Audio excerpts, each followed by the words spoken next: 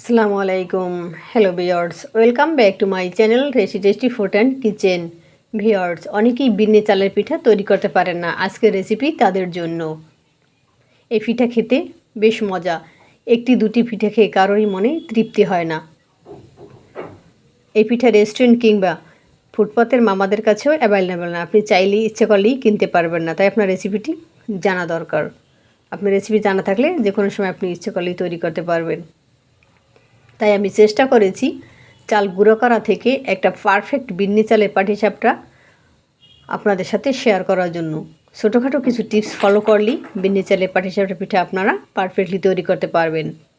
চলুন তাহলে রেসিপিটি শুরু করি। আশা করি খুব ভালো লাগবে। আমি এখানে নিয়ে নিয়েছি 2 কাপ বিন্নি চাল। এই চাল আপনারা অনলাইনে ক্রয় করতে পারেন 150 থেকে 200 টাকার মধ্যে। আর যেই যে অঞ্চলে পাওয়া যায়, মানে অনেকের নিজেদের আর কি নিজেরাই চাষ করে থাকেন, তাদের তো কথাই নেই। আমি চাল এখন ভালোভাবে ধুয়ে নেব। যতক্ষণ সাদা পানি বের না হবে ততক্ষণ ভালোভাবে ধুয়ে নেব। আমি ভালোভাবেই 6-7 বারের মতো একেবারে ধুয়ে নিয়েছি। এখন একটু পানি দিয়ে ভিজিয়ে রাখবো। এখানে যে প্রথম এবং যে আসল টিপস, যেটা হলো আপনাকে এই চালটা 2 থেকে 2.5 ঘন্টা অবশ্যই ভিজিয়ে রাখতে হবে। এটাই মেন টিপস। আমি একটা ঢাকনা দিয়ে ঢেকে রাখবো। ততক্ষণে আমি নারকেল এবং গুড়টা রেডি করে নেব। নারকেল আর গুড় দিয়ে একটা পুর তৈরি করে নেব। আমি এখানে নিয়েছি খেজুরের পাটালি গুড়। আপনারা চাইলে অন্য গুড় দিয়েও তৈরি করতে পারেন, তবে চিনি দিয়ে পুরটা তৈরি করবেন না। এই পিঠাটা এই গুড় দিয়ে খেতেই মজা হয়। আমি রেডি করে নিয়েছি। এখানে আমি নারকেল নিয়েছি 1.5 কাপ কোরানো নারকেল, আর গুড় নিয়েছি 1 কাপ। গুঁড়োটা আমি ভেঙে দিয়েছি যাতে তাড়াতাড়ি মেল্ট হয়, আর পানি দিয়েছি মাত্র 2 টেবিল চামচ। এখন একটু নেড়েচেড়ে নেব। চুলার আঁচ থাকবে একেবারেই কম। আপনারা চাইলে নারকেল গুড় কম বেশি নিতে পারেন।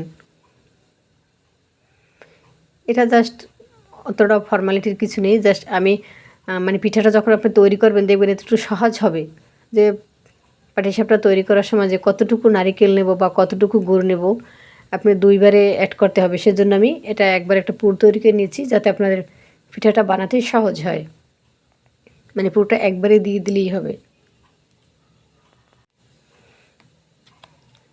এটা একটু ভেজা অবস্থায় নামিয়ে নিতে হবে, তা না হলে একেবারে শক্ত হয়ে যাবে। তখন পিঠা বানাতে গেলে একটু ঝামেলা হবে। এখন এই অবস্থায় আমি একপাশে রেখে দেব।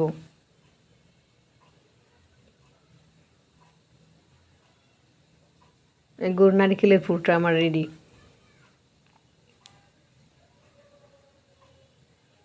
এখন দেখি আমি চালটা যে ভিজিয়ে রেখেছিলাম, আমি ফিরে আসছি এখানে 2 ঘন্টা পর। দেখুন চালটা সমস্ত পানিটা শুষে নিয়েছি। এখন আমি যেটুকু পানি চালের গায়ে লেগে আছে এটাও আমি একটু মুছে নেব। এভাবে একটা সাদা কাপড় নিয়েছি, সাদা সুতির কাপড় নিয়েছি নরম। আপনারা এভাবে সাদা কাপড় নেবেন, কোনো রঙিন কাপড় নেওয়া যাবে না, তাহলে চালটা আর কি কাপড়ের আর কি রঙটা লেগে যেতে পারে। এই জন্য এভাবে 4-5 বার একটা শুকনো কাপড় দিয়ে মুছে নেবেন, তাহলে পানিটা একেবারে ড্রাই হয়ে যাবে। এভাবে করতে পারেন। আর যদি এভাবে ঝামেলা মনে করেন তাহলে এভাবে এই যে সুতি কাপড়ের উপর আপনি এভাবে ফ্যানের নিচে রাখতে পারেন 1 ঘন্টা কিংবা আধা ঘন্টার মতো। দেখবেন যে জাস্ট চালটা একটু ঝরঝরে হলেই হয়, উপরে পানির ভাবটা না থাকলেই হয়। এভাবে একটু ফ্যানের নিচে রেখে দিতে পারেন। মানে আপনার যে পদ্ধতিটা ভালো লাগে সেভাবেই।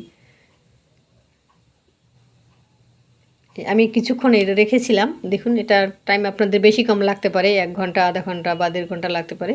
এই দেখুন একেবারে চালটা ঝরঝরে, আর যেমন ঝরঝরে হয়েছে তেমন সফট।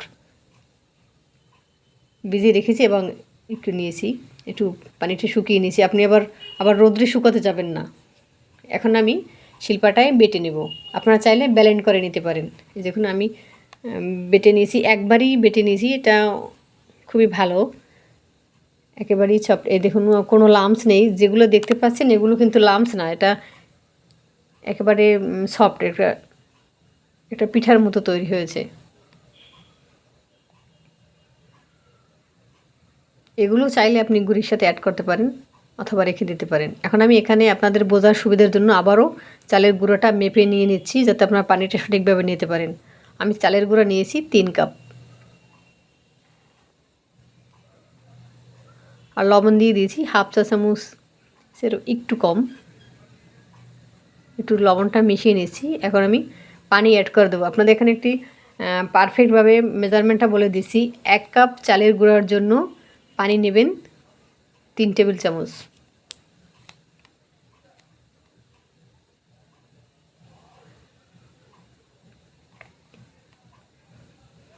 আমি মোট 9 টেবিল চামচ পানি নিয়েছি। এখন ভালোভাবে একটু হাত দিয়ে বা হ্যান্ড উইক্স যেভাবে একটু ভালোভাবে একটু মেখে নেবেন। আমি একটা প্যান বসিয়ে দিয়েছি, অল্প একটু তেল ব্রাশ করে দিয়েছি। তবে এই রকমের প্যানে তেল ব্রাশ করা প্রয়োজনীয়। যদি আপনারা দস্তার করাতে তৈরি করেন সেক্ষেত্রে একটু তেল ব্রাশ করে নেবেন। আর আমি স্টিলের ছাঁকনি নিয়েছি, গুঁড়ি দিয়ে দিয়েছি, ঢাকনাটা লাগিয়ে দিয়েছি। এটা 1 মিনিটের মতো ঢেকে রাখবো। এখন যে আমরা যে আগে থেকে যে নারিকেলের পুরটা রেডি করে রেখেছিলাম অ্যাড করে দিলাম। দেখুন কতটা সহজ। আর নারিকেল আর গুড় যদি আলাদা দিতে হয় সেক্ষেত্রে 2 বারে অ্যাড করতে হয়।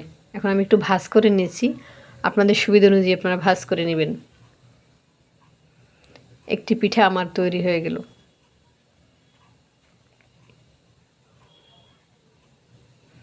এভাবে সব পিঠাই তৈরি করে নেব। আর এই এক্সট্রা চালের গুঁড়া এটা আপনার একপাশে একটা বাটিতে রেখে দিবেন। এটা দিয়ে আপনি অন্য কিছু তৈরি করতে পারবেন। আমি আরেকটি পিঠা আপনাদের দেখিয়ে দিয়েছি। আপনি যতটুকু মানে যত বড় পিঠা তৈরি করতে চান একটু বড় চালনি নিতে পারেন। এভাবে স্টিলের চালনি নিতে হবে। যাদের কাছে এরকম স্টিলের চালনি নেই, আপনারা যে বাঁশের চালনি আছে সেগুলো নিতে পারেন। আমি আবারও ঢাকনাটা লাগিয়ে দিয়েছি। এটা 1 মিনিটের মতো ঢাকনাটা লাগিয়ে দেবেন। আপনি উপর থেকেই দেখতে পাবেন যে আপনার পিঠাটা হয়েছে কিনা। দেখুন এটা আপনি প্যানের গাও থেকে ছেড়ে আসছে। এটা আমি 1 ভাঁজ করে নিচ্ছি। আপনি চাইলে 3 ভাঁজ করে নিতে পারেন অথবা 1 ভাঁজ করেও নিতে পারেন, যেটা আপনাদের কাছে ভালো লাগে বা যেটা সুবিধে হয়। এই যে একটা বড় চালনি নিয়েছি আমি, দেখুন এটা এরকম চালনি যদি আপনাদের কাছে থাকে তাহলে এভাবে বড় চালনি দিয়ে আপনি বড় পিঠা তৈরি করতে পারেন। তবে প্লাস্টিকের কোনো ছাঁকনি বা চালনি নেওয়া যাবে না।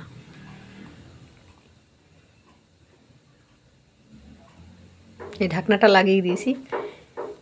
এভাবে প্রতিবার এরকম 1 মিনিটের মতো ঢেকে রাখবেন, 1 মিনিট অথবা 1.5 মিনিট। এভাবে হাত দিয়ে গুঁড়া নেবেন আর এভাবে ছাঁকনিতে দিয়ে দিয়ে একটু নেড়েছে দিয়ে দেবেন। দেখলেন তো, ভিডিও ভালো করে দেখে নেবেন, আমি বলে বোঝাতে পারছি না। আর 1 মিনিট ঢাকনাটা লাগিয়ে দিয়েছিলাম। এখন আবার দেখুন আরেকটু পিঠা দেখিয়ে দিয়েছি, আবার একটু পুর দিয়ে দিয়েছি। আপনি চাইলে পুর কম বেশিও দিতে পারেন, কোনো সমস্যা নেই। আমি যেভাবে তৈরি করেছি বা পুর দিয়েছি এভাবে দিতে হবে এমন কোনো কথা নেই। দেখুন আমি আরও একটি পিঠা বানিয়ে নিয়েছি। এটা আমি 2-3 বার ভাঁজ করে পাটিসাপটা তৈরি করে নিয়েছি।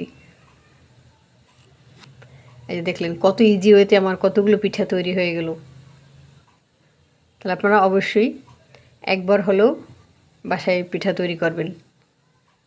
খেতে অসম্ভব মজা। যারা কোনো দিন আর কি এই পিঠাটা তৈরি করেননি বা টেস্ট করেননি তাহলে বুঝতেই পারবেন যে একবার তৈরি করলে যেটা কতটা টেস্ট, এবং তৈরি করতে গেলেও খুব ভালো লাগে।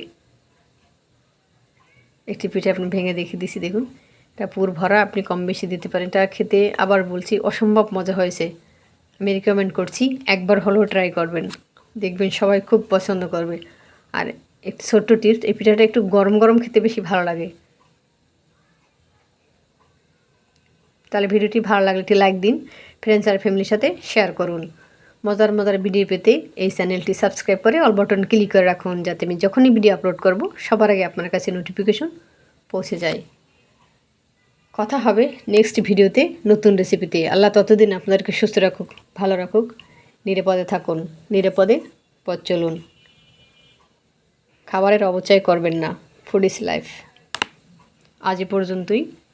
আল্লাহ হাফেজ।